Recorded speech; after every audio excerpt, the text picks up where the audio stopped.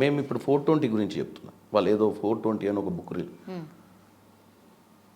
మీరు మన అసెంబ్లీలో కూడా వాళ్లకు 39 మంది ఎమ్మెల్యేలు ఉన్నారు. మేము ఏం చేసినా వాళ్ళు రేపు పొద్దున మమ్మల్ని తప్పిదాలు ఉంటే చూపించాల్సిన అవసరం ఉంది తెలంగాణ ప్రజలకు. 100%. మేము ఒక్క ఎమ్మెల్యేని కూడా పౌచింగ్ చేయం వాళ్ళ మాదిరిగా. అపోజిషన్ పార్టీలను నిర్వీర్యం చేసి అసెంబ్లీయే లేదు కదండి. లాస్ట్ 5 ఏళ్లలో అసెంబ్లీయే లేదు. ఎందుకంటే 12 మంది ఎమ్మెల్యేలను తీసుకుపోయారు. ఎంఐఎం వాళ్ళ గోటికి చెందిందే. ఎంఐఎం వాళ్ళు కొట్టుకోరు, ప్రజల గురించి మాట్లాడుకోరు. అసలు ఎంఐఎం అనేది భారతదేశంలో ఉందో లేదో కూడా తెలియదు. వాళ్ళ 7 నియోజకవర్గాలు దోస్తాని కోసం ట్రై చేసినట్టున్నారు కదా సార్. ఎవరు దోస్తాన కోసం ట్రై చేయాల్సిన వాళ్ళు ఇక్కడ అధికారం ఉంటే అక్కడ వచ్చి తలదాసుకుంటారు. ఎందుకంటే వాళ్ళు చేసే తప్పిదాలు ఎక్కడ బయటపడొద్దని. వాళ్ళ ఫస్ట్ అజెండా ఏంటంటే మీరు ఒకసారి ఓల్డ్ సిటీకి పోతే అక్కడ దౌర్భాగ్యమైన పరిస్థితి ఉంటుంది. అక్కడ మీరు ఒకసారి బస్తీలలో నడుచుకుంటా కనుక లోపలికి కనుక పోతే కన్నీళ్ళు వస్తాయి మీకు. వాళ్ళకు సూర్యుని చూడనీయకుండా బతికిస్తారు ఎంఐఎం. ఇంకే పార్టీలు రాకుండా అందరితోటి సత్సంబంధాలు మెయింటైన్ చేసుకుంటా ప్రభుత్వాలతోటి మంచి రిలేషన్స్ మెయింటైన్ చేసి రెవెన్యూ వ్యవస్థలను రూపం రాకుండా వాళ్ళకి వాళ్ళ బతుకులల్లో మార్పు రావద్దనే విధంగా వాళ్ళు మాకే ఓట్లేయాలి, మా కిందనే బతకాలి, మేమే ముస్లింల డెవలప్మెంట్ మేమే చేస్తామన్న పిచ్చి నమ్మకంతో వాళ్ళని బతికిస్తారు ఎంఐఎం పార్టీ. వాస్తవంగా ఒక మంచి లీడర్ ఈరోజు బీజేపీ కూడా అక్కడ డెంట్ కొడుతుంది. ఒక మంచి లీడర్ బస్తీలలో పోయి కరెక్ట్ ప్రచారం చేస్తే వాళ్ళందరూ బయటకు వస్తారు. కానీ వీళ్ళు ఎప్పుడు అంతకుముందు ఉన్న ఎంబీటీ లాంటి పార్టీలను కూడా బతకనీలే ప్రభుత్వాలతో చేరి. గతంలో మైనారిటీస్ అందరూ మీతోనే కదా సార్ ఉన్నారు, ఎందుకని స్ప్లిట్ అయిపోయినరు? మైనారిటీస్ అనేటాళ్లకు బేసిక్గా కాంగ్రెస్ పార్టీలో లీడర్షిప్ క్రైసిస్ ఏర్పడ్డది. కొంచెం మల్టిపుల్ లీడర్స్ని బిల్డప్ చేయలేకపోయినాం ఆర్గనైజేషన్ పరంగా. తెలంగాణ వచ్చిన తర్వాత మీరు ఒకసారి చూస్తే లీడర్షిప్ క్రైసిస్ ఎందుకు వచ్చింది తెలంగాణ కాంగ్రెస్లో అంటే, ఉమ్మడి రాష్ట్రం ఉన్నప్పుడు పెద్ద పెద్ద లీడర్లంతా ఆంధ్ర పరిపాలన నుంచి వచ్చిన వాళ్ళే. రాజశేఖర్ రెడ్డి గారు కానీ, నేదురుమల్లి జనార్దన్ రెడ్డి గారు కానీ, ఒక పివి నరసింహారావు గారు ఉంటుండే తెలంగాణ. మీరు కోట్ల విజయభాస్కర్ రెడ్డి గారు కానీ, కిరణ్ కుమార్ రెడ్డి గారు కానీ, రోషయ్య గారు కానీ. సో ఈ మల్టీ లీడర్షిప్స్ అన్నీ అక్కడి నుంచి ఉండడం వల్ల మా దగ్గర మీరు చూసినట్టయితే కేసీఆర్ ఎందుకు సక్సెస్ కాగలిగిండు, రేవంత్ రెడ్డి గారు ఎందుకు క్లిక్ కాగలిగిండు అంటే, కేసీఆర్ గారు తెలంగాణ వచ్చిన తర్వాత అంత తెలికల్ల లీడరు, అంత ఓకలు, అంత ప్రజలతోటి మాట్లాడి ప్రజలను అర్థం చేసుకునే విధంగా మాట్లాడగలిగే లీడర్ కేసీఆర్ ఒక్కడే ఉండే. మాకు అప్పుడు పొన్నాల లక్ష్మయ్య గారు ఉండే పిసిసి ప్రెసిడెంట్. ఆయన ప్రచారంలో ఫెయిల్ అయ్యిండు. 2018లో ఉత్తమ్ కుమార్ రెడ్డి గారు ట్రై చేసిన కేసీఆర్ గారి మాయమాటల ముందు ఆయన కూడా తట్టుకోలేకపోయాడు. కానీ అంతకంటే అప్గ్రేడెడ్ వర్షన్ సాఫ్ట్వేర్ వచ్చింది రేవంత్ రెడ్డి. అంటే అప్గ్రేడెడ్ వర్షన్ అంటే విండోస్ 93, విండోస్ 95 కాదు, ఇప్పుడు ఐఫోన్ 15 ప్రో మ్యాక్స్ వచ్చింది. సో రేవంత్ రెడ్డి గారిని అట్లా పోల్చుకుంటున్నారు. Is a latest. అంటే ప్రజలకు దూరగలుగుతాడు, మైండ్లకు ప్రజలలో ఆలోచింపజేస్తాడు. ఇదే కేసీఆర్ని కూడా రెచ్చగొట్టి కేసీఆర్ని సెల్ఫ్ అవుట్ చేసిండు. బాల్ వేయకముందే రేవంత్ రెడ్డి గారు బౌలింగ్ వేయకముందే కేసీఆర్ గారు బ్యాట్ తోటి వికెట్లను కొట్టిండు. బాల్ వచ్చింది అనుకోని దాన్ని సెల్ఫ్ అవుట్ అంటారు. అంటే ఓవర్ కాన్ఫిడెన్స్ తోటి రేవంత్ రెడ్డి గారి స్ట్రాటజీలా కేసీఆర్ కేసీఆర్ కాల్ కింద పడ్డాడంటే నాకు ఎందుకో డౌట్ వస్తుంది. కేసీఆర్ రియలైజ్ కాలేకపోయాడు ఓటమిని. రేవంత్ రెడ్డిని ఎప్పుడు కూడా సీరియస్ తీసుకోలే కేసీఆర్. నా ముందు రేవంత్ రెడ్డి నా తెలివితేటలకు, నాకున్న వ్యూహాలకు బచ్చగాడు అనుకుండు. కానీ ఎప్పుడైతే రేవంత్ రెడ్డి స్కెచ్ చేసి ఆయన గోతిలో ఆయన పడేటట్టు చేసిండో, ఆ గోతిలో పడ్డదాన్ని రియలైజ్ కాలేక మళ్ళీ అసెంబ్లీలో వచ్చి రేవంత్ రెడ్డి గారు ముందు కూర్చోనికి ఒప్పుకోక ఆయన హాస్పిటలైజ్ అయిపోయి మంచిగా రెస్ట్ తీసుకొని ఈరోజు రాడనుకుంటున్నాను అసెంబ్లీకి, పార్లమెంట్ ఎన్నికలకు పోతాడు అనుకుంటున్నాను. అవునా? ఈ 3 నెలలు ఎట్లా ఆపరేషన్ అయింది కదా, ఎన్నికలు వచ్చిందాక. ఎన్నికలన్నీ ఢిల్లీ వెళ్ళిపోయాడు అనుకో. రేవంత్ రెడ్డిని ఎప్పుడు చూడలేడు కదా అసెంబ్లీగా. ఆయన ఎప్పటికీ నేను బతికినంత కాలము చైనా అధ్యక్షుని మాదిరిగా, రష్యా అధ్యక్షుని మాదిరిగా పర్మనెంట్గా ఉంటా అనుకున్న వ్యక్తి. తెలంగాణకు నేను తెలంగాణ లాస్ట్కు నా శ్వాస తెలంగాణ సెక్రటేరియట్లనే, నా శ్వాస తెలంగాణ అసెంబ్లీనే విడుస్తా అనుకున్నటువంటి వ్యక్తికి తొందరలో విముక్తి చెందేతోటి, బతుకుండగానే విముక్తి చేతోటి ఆ అసెంబ్లీకే వదలుచుకోవాలి, ఆ సెక్రటేరియట్కే వదలుచుకోడిగా. కానీ మీ కోరిక అది కాదు కదా సార్, ఆయన అసెంబ్లీ రావాలని కోరుకుంటున్నారు. 100% ఆయనే ప్రతిపక్ష లీడరు. అరే మేము ఆయనను ఉండాలి పెద్ద మనిషి లెక్క అని మేము అనుకుంటున్నాం. ఆయనకున్న తెలివితేటలకు ఆయన ప్రతిపక్షంలో ఉంటే తెలంగాణ ప్రజలకు సరైన దిశానిర్దేశం చేస్తాడు, మమ్మల్ని కూడా తప్పుదోవ పడకుండా చూస్తాడని మా ఆలోచన. మరి ఆయన వేరే సెల్ఫ్ ఈగో తీసుకుంటాడు దాన్ని. ఆయన ఏంటంటే పవర్ని వదిలిపెట్టడం ఆయనకి ఇంట్రెస్ట్ లేదు. అది కూడా ఏంటంటే చాలామంది ఏమనుకున్నారంటే 64 వచ్చినా ఇల్లు బతకరు అన్నారు. మీరు వాస్తవంగా చెప్తున్నారు. 64 వచ్చినా చూడు సాయంత్రం కల్లా వీళ్ళను ఒక 20-30 మందిని వేసుకోపోతాడని. ఎందుకంటే మనోడు అందులో దిట్ట కదా. కానీ కేసీఆర్ రియలైజ్ అయ్యింది, నేను చేసిన పెద్ద పొరపాటు. నా కాడ 80 మంది ఎమ్మెల్యేలు ఉన్నాక కూడా 12 మందిని తీసుకోవడమే నా గుంత నేను దోవుకున్నాను. 60 మందికి మీరు ప్రభుత్వం ఫామ్ చేస్తారు, 80 వచ్చినాక కూడా ఉన్న 12 మందిని కూడా తీసుకోవేయండి కదా కాంగ్రెస్ నుంచి. అవసరం ఏముండే? ప్రజాస్వామ్యము, ఒక పెద్ద మనిషి ప్రజాస్వామ్యాన్ని బతికియాలి. అపోజిషన్ పార్టీ ఇదే మేము కాంగ్రెస్ పార్టీ వాళ్ళు అట్లా ఆలోచించుంటే 2 బీజేపీ 2 ఎంపీలు ఉంటుండే ఏడా పార్లమెంట్లో. ఇవాళ 280 మంది ఉర్రు. అంటే మేము ఎప్పుడు ప్రజాస్వామ్యాన్ని కూలి చేయాలనుకోలే. ఇప్పుడు మీ వైపు బాగా మంది చూస్తున్నారట కదా సార్, మరి వాళ్ళు టచ్లోకి వచ్చిర్రట, మేము వాళ్ళను చాలా మంది ఉన్నారు, వాళ్ళ మీద కేసెస్ వేసి భయపెట్టిస్తున్నారట, మీ వైపు లాక్కునే ప్రయత్నం ఏమో చేస్తున్నారట, నిజమేనా సార్ అది? ఒకటి మీకు చెప్తామా, మాకు 64 ఉన్నాయి. మా 64కు మాకు 64 భోజనాలే ఉన్నాయి మా దగ్గర, 64 ప్లేట్ మీల్సే ఉన్నాయి. ఇంకొక 6-7 తెస్తే ఇంట్లో కొంతమంది భోజనం తినకుండా అవుతారు. సో మా వాళ్ళని మేము తృప్తిగా భోజనం చేసేటట్టు సంపూర్ణంగా ఉండేటట్టు చేసుకుంటాం తప్ప ఎక్కువ మందిని తెచ్చుకొని పెరుగును మజ్జిగ చేసుకోదలుచుకోలేము మేము. మా వాళ్ళకు మంచిగా వాళ్ళందరికీ మంత్రి పదవులు అన్నికి ఇచ్చారు. రేపు కార్పొరేషన్ చైర్మన్లు ఇస్తారు. ఒక సుపరిపాలన చేస్తాము. మా వాళ్ళ దాంట్లో కూడా ఇన్ఫెక్షన్ లేకుండా. మీరు చూసినట్టయితే రేవంత్ రెడ్డి గారి గురించి ఒక చర్చ ఉంటుండే, ఒంటెద్దు పోకడం, సీనియర్లను పట్టించుకోడు, సీనియర్లకు మర్యాద 27 రోజు ఏ సీనియర్ హెలికాప్టర్ తీసుకొని, ప్రభుత్వం హెలికాప్టర్, ప్రతి మంత్రి ఆయన సొంతంగా పడితే ఆయన హెలికాప్టర్ తీసుకొని పోయి పర్యవేక్షణ. సార్ ఇంట్లో కూడా ఏమైనా స్కెచ్ ఉందా సార్? చాలా మంది ఇది కూడా మాట్లాడుకున్నారు. ఏమని? రేవంత్ రెడ్డి గారు ఆఫర్ ఇచ్చిర్రట, మీకు హెలికాప్టర్ పెడతా మీరు తిరుగుండ్రి, నేను పిసిసి అధ్యక్షుని కాబట్టి నేను తిరుగుతా, కానీ వాళ్ళ నియోజకవర్గాలనే పరిమితమై మేం గెలిస్తే చాలరా బాబు, తర్వాత సంగతి తర్వాత అన్నట్టుగా సిట్యుయేషన్ క్రియేట్ చేసేసి ఆయనకిచ్చి ఆయన్నే సీఎం అన్నట్టుగా ఎక్స్పోజ్ చేసుకున్నారు. అలా సక్సెస్ అయినరు. ఇది కూడా వన్ ఆఫ్ ది స్కెచ్ అంటారు. నిజమా కాదా మీరు చెప్పాలి. ఇంకోటి సార్, రేవంత్ రెడ్డి గారి మీద ఇంకో ఎలిగేషన్ ఉంది, అసలు ఎవరికి టచ్లోకే రారు, ఫోన్ లిఫ్ట్ చేయరు, అందుబాటులోనే ఉండరు అని. ఇప్పుడు అదే సిచ్యువేషన్ ఉందా సార్, లేదంటే ఫోన్? నేను రెండింటికి ఆన్సర్ చెప్తాను. రేవంత్ రెడ్డి గారు కొడంగల్ ఓడిపోయింది కదా 18లో. అవును, మీరే రేవంత్ రెడ్డి గారు అనుకోండి. మీరు కొడంగల్నే ఓడిపోయారు పోయినసారి. అవును, కొడంగల్ కాకుండా కామారెడ్డిలో కూడా నిలబడ్డావు. ఏది కేసీఆర్ మీద. మళ్ళీ హెలికాప్టర్ తీసుకొని నేనే 4 నియోజకవర్గాలు నా పార్లమెంట్లో తీసుకుపోయినా. హెలికాప్టర్ వాతావరణం బాగాలేదు రెడ్డి, నేను రాలేనంటే నడవదన్నా. 4 నియోజకవర్గాలు ఎంత ఖర్చు పెట్టి మేము ఇంత జన సమీకరణ చేస్తాం, నువ్వు బై రోడ్ అన్న రావాల్సిందే అని చెప్పి 5 గంటలు డిలే అయినా కానీ బై రోడ్ వచ్చి అన్నీ కంప్లీట్ చేసుకొని పోయింది 10 ఆయన నియోజకవర్గం పరిస్థితి ఏందో కూడా ఆలోచించకుండా 65 నియోజకవర్గాలలో ప్రచారం చేసిండంటే ఇది ఒక స్కెచ్ కాదు, పట్టుదల. ఎవరు ఆపలే. ప్రచార కమిటీ చైర్మన్ ఆపలేదు మేము, సిఎల్పి గారిని ఆపలేదు. ఎవరైనా తిరగొచ్చు, కానీ అందరూ ఏంటంటే వాళ్ళ కాన్స్టిట్యున్సీల పరిస్థితులు ఎట్లుంటాయి కానీ అందరూ పని చేసుకుండొచ్చు. రేవంత్ రెడ్డి గారి నమ్మకం ఏంటంటే నేను కొడంగల్లో గెలుస్తా, కామారెడ్డిలో కూడా గెలుస్తా అని దిగిండు. మీరు కేసీఆర్ తోటి ఇంత స్ట్రాంగ్ లీడర్, ఇన్ని కోట్ల రూపాయలు సంపాదించిన కేసీఆర్ వ్యవస్థతోటి అధిష్టానం నిలబడతా, రేవంత్ కేసీఆర్ మీద నిలబడతా అని చెప్పిండంటేనే ఆ రోజే ఆయన ప్రూవ్ చేసుకుని ఆయన లీడర్గా. అదొకటి. 2, మీరు రెండో ప్రశ్న ఏమడిగిర్రు, అసలు ఫోన్లో అందుబాటులోనే ఉండరు, ఫోన్లో టచ్లోకి రారు. రేవంత్ రెడ్డి గారికి ఒక భయం ఉండేది ఫోన్. ఇప్పుడు మీరు మాట్లాడాలనుకోండి రేవంత్ రెడ్డి గారితో, నాతోటి మీరు మాట్లాడితే మీతోటి మాట్లాడతాడు ఆయన నా ఫోన్లోకి వెళ్ళి, అన్న ఇట్లా మేడం మాట్లాడుతా అంటే ఇస్తాను. ఓకే రెడ్డి చెప్పమ్మా ఏం చేద్దాం. నా ఫోన్కి చేస్తే అవతల వాళ్ళు ఏదో ఒక రికార్డింగ్ చేస్తారు, ఏదో విధంగా నన్ను రెచ్చగొట్టి నేను తిట్టనన్న తిడతా, లేదా నాతోటి ఏదైనా తప్పు మాట్లాడించి కరెక్ట్ లైన్లు 2 కట్ చేస్తారు. రేవంత్ రెడ్డి గారు ఏదో చెప్తాడు, మీరు అమెరికాలో రేవంత్ రెడ్డి గారు 3 గంటల కరెంటు గురించి మాట్లాడి, అక్కడ 3 గంటల కరెంటు గురించి మాట్లాడలే.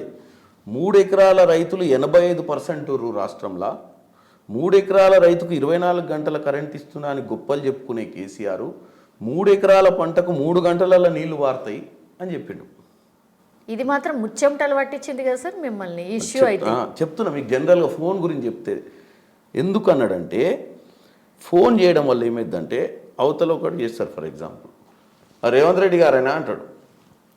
చెప్పండి, ఏం రేవంత్ రెడ్డి గారు ఏం సంగతి, నీ పరిస్థితి ఏందేమో ఇష్టం ఉన్నట్టు మాట్లాడుతున్నావు మా బీఆర్ఎస్ అని అంటాడు. పోనీ ఒక పెద్ద లీడర్ ఫోన్ చేస్తాడు. ఫోన్ చేసి ఏదో ఆబ్లిగేటరీ క్వశ్చన్ అడుగుతాడు. ఈయన తక్కువ దానికి తర్వాత చెప్తలే అన్న ఏదన్నా అంటే అది ఆయన ఏదన్నా ఎందుకు చెప్పవు ఇమీడియట్గా ఆర్గ్యుమెంట్ ఎక్కువైంది. కాబట్టి చాలాసార్లు ఫోన్లలో కాకుండా పర్సనల్గా మాట్లాడటానికి ఇంట్రెస్ట్ చూపిస్తాడు. ఎందుకంటే ఒక ప్యాసిఫై చేయగలుగుతాం. ఈ మెకానిజం ఏదైతే వచ్చిందో రికార్డులు చేయడము వీటన్నిటితోటి ఏంటంటే భయభ్రాంతి, అంటే ఆయనకు ఆల్రెడీ ఎక్స్పీరియన్స్ అయినాయి గతంలో. సో దాంతో ఆయన ఏంటంటే వీలైనంత మటుకు తెలియని ఫోన్స్ ఎత్తాడు.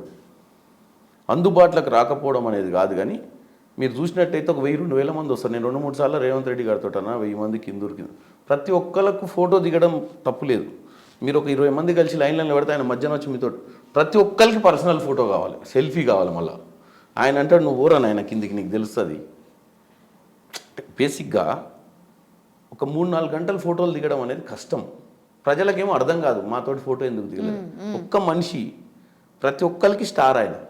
ప్రతి ఒక్కరు వాళ్ళ ఫేస్బుక్లో వాళ్ళ ఇన్స్టాగ్రామ్లో ఫోటో పెట్టుకోవాలంటారు ఆయన. ప్రతి ఒక్కరికి ఆయన చిన్న భుజం వేసేయాలని చూస్తారు. ప్రేమ వాళ్ళది, కానీ ఆయన కూడా ఒక మనిషి. సో అట్లా రీచబుల్ లేడు అంటారు. నాకు ఒక 50 మంది ఫాలోవర్లు ఉంటే నేను 24 అవర్స్ రీచబుల్ ఉంటాను. ఎందుకంటే వాళ్ళే కాబట్టి అరే తొందర రారాబాయ్ మీకోసం వెయిట్ చేస్తున్నాను. కానీ లక్షల మంది ఉంటే ఏం చేస్తారు మీరు? కాబట్టి అది ఒక రాంగ్ ప్రాపగండా. మీరు ఆయనలో మార్పు అంటే మార్పు కాదు, ఆయన వాస్తవ స్వభావమే అది. కాకపోతే ఇప్పుడు ముఖ్యమంత్రి అయిన తర్వాత రియలైజ్ అంటే ఒక్కసారి కూడా అధికారంలో లేకుండా, ఒక్కసారి కూడా మంత్రి పదవి ఏందో తెలియకుండా 2006లో జెడ్పీటీసీ అయ్యి 2023లో ముఖ్యమంత్రి ఏంటంటే ఆయనకు దేవుడు ప్రజలు అందరూ ఆశీర్వదించారు. ఇక నుంచి ఆయన సుపరిపాలన అందియకపోతే 58 ఏళ్లకు 59 ఏళ్లకు అధికారం కోల్పోవాల్సి వస్తుంది. అధికారం కోల్పోయిన తర్వాత పరిస్థితులు ఎట్లుంటాయో ఎప్పుడన్నా మీరు ఇంటర్వ్యూలు చేసినప్పుడు కిరణ్ కుమార్ రెడ్డి గారిని వాళ్ళని అడిగితే చెప్తారు. సో రేవంత్ రెడ్డి గారు ఆ కోవకు చెందినవాడు కాదని నేను చెప్తున్నా. కానీ సీనియర్లు అసలు ఒక్కళ్ళు కూడా ఏం మాట్లాడలేను సార్. ఏం జాదు చేసారు ఒక్కళ్ళు కూడా అసలు యాంటీ గేమ్ మాట్లాడలేదు. అప్పటి వరకు అసలు మేము సీఎం రేస్లో ఉన్నామంటే మేము సీఎం రేస్లో ఉన్నామన్నారు. అట్లాంటి వాళ్ళు అసలు యుద్ధం కామ్ డౌన్ అయిపోయారు. ఏం జాదు చేసారో అర్థమే కాకపోయారు. జాదు ఏం చేయలేదు.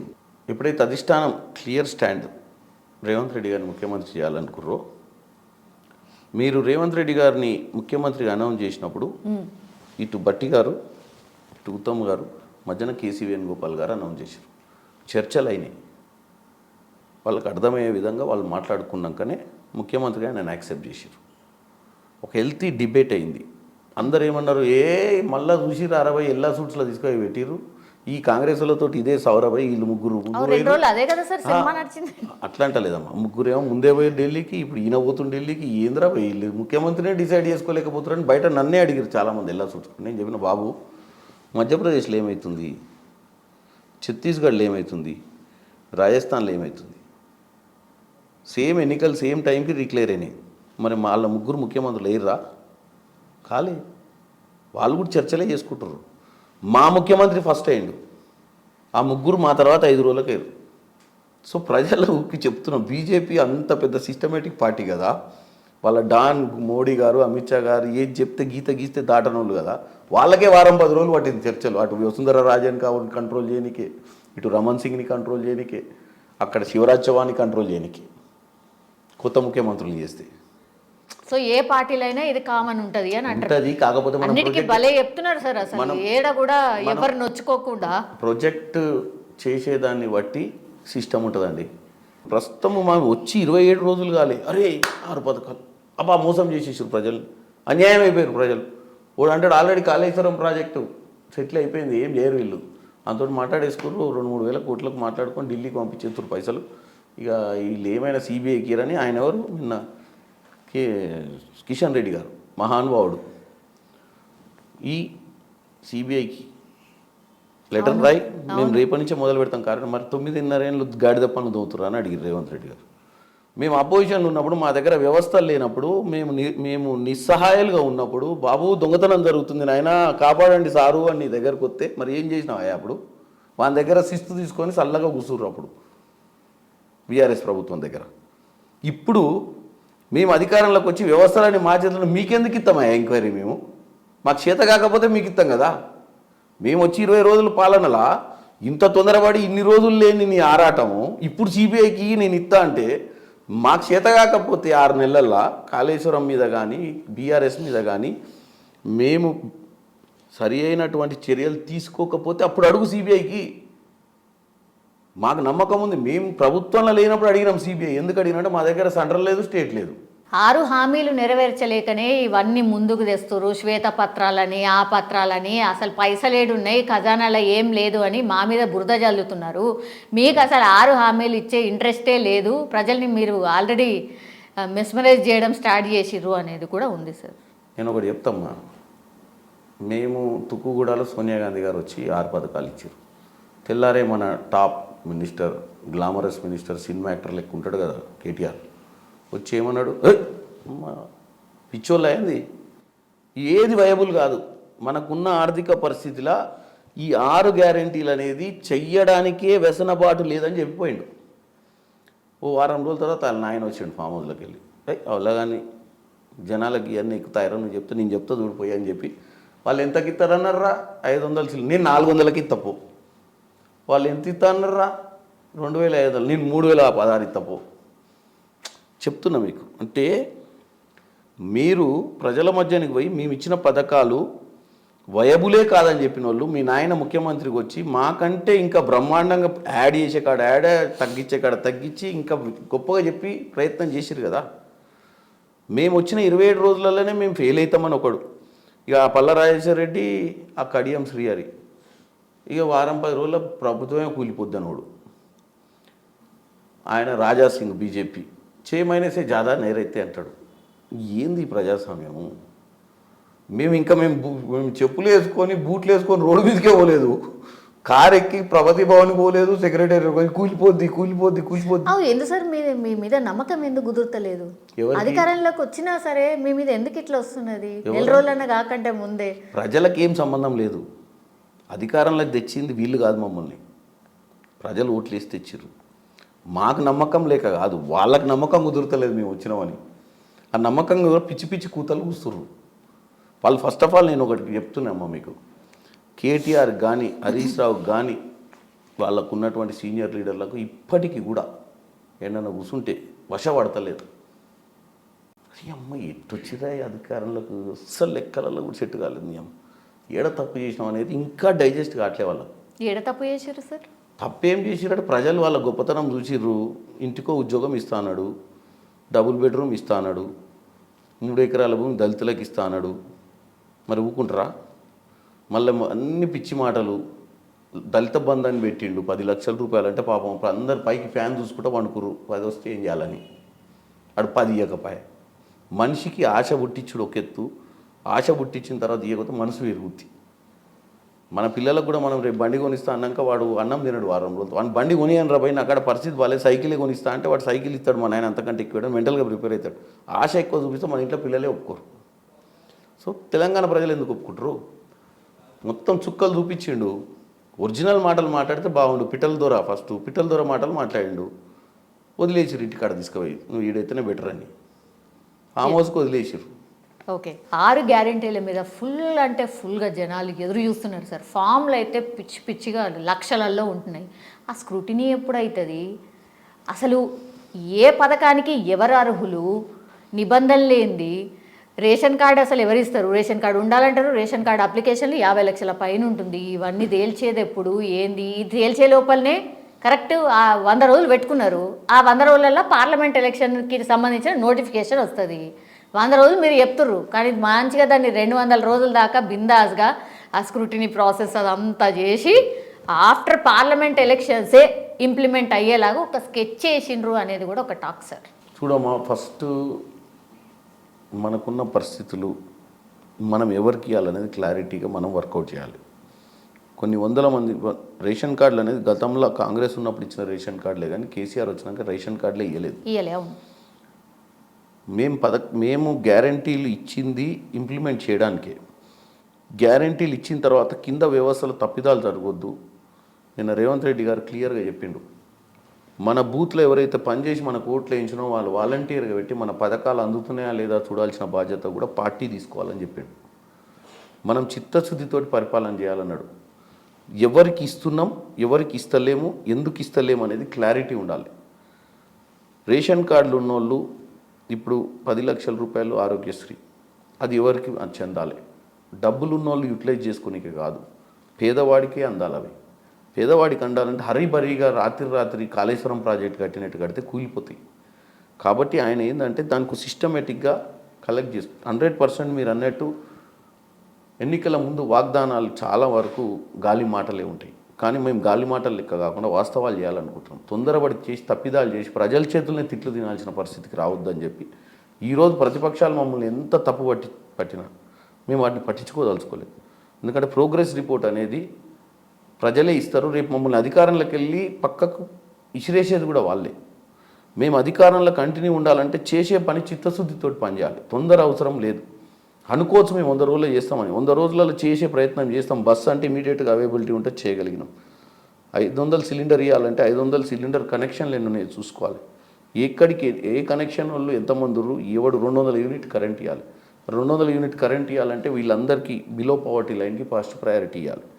ఇప్పుడు నేను 200 యూనిట్ కరెంట్ కట్టుకునే శక్తి ఉన్నోని నేను కూడా పోయి లైన్లో అప్లికేషన్ చేసుకుంటే లబ్ధిదారుడు అన్యాయం అవుతాడు. వీటన్నిటిని చేయాలంటే మీ యూట్యూబ్ ఛానల్ ద్వారా ప్రజలకు తెలియజేస్తుంది ఏంటంటే ఇవన్నీ చేయాలంటే చిత్తశుద్ధితో పనిచేయాలంటే మనకు స్టాటిస్టిక్స్ రావాలి. వాటి కోసమే ఈరోజు ప్రజాపాలన పెట్టి మా ఎమ్మెల్యేలందరినీ పెట్టి అక్కడ తీసుకుంటున్నాం డేటా. తీసుకొని ఈరోజు మీరు పేపర్ చూసినట్టయితే 17వ తారీఖు కల్లా అంత డేటా ఎంట్రీ ఎండిపోవాలని చెప్పి ట్రైనింగ్ ప్రోగ్రామ్స్ పెడుతురు డేటా ఎంట్రీస్కి. డేటా ఎంట్రీ అయినాక దేని గైడ్ లైన్స్ ప్రకారం ఏం స్క్రూటినీ తీసుకొని బయటికి తరడం ఫేజ్ వైజ్గా చేసుకుంటూ వస్తారు. అంటే బిలో పవర్టీ లైన్ ఎవడు. ఎందుకంటే మన దగ్గర ప్రతిదీ కూడా వాస్తవంగా పేదోనికి ఏది అందకుండా మధ్యవర్తులు దళారులు దీన్ని దౌర్భాగ్య పరిస్థితి తీసుకొచ్చారు. రేషన్ కార్డు ఎవరికైతే రావాలనో వానికి 10 ఎకరాల భూమి ఉంటుంది, భూమికి 50 లక్షల విలువ ఉంటుంది, 5 కోట్ల రూపాయలు 10 కోట్ల రూపాయలు నోటు రేషన్ కార్డు పట్టుకొని తిరుగుతుంటాడు ఊళ్ళల్లో. ఫస్ట్ వీళ్ళందరినీ మనం ఐడెంటిఫై చేయాలి. ఎందుకు చేయాలంటే మనకున్న డబ్బు మినిమం. ఆ డబ్బులో మనం నిజంగా పేదోడు నిజంగా లబ్ధిదారునికి అందే విధంగా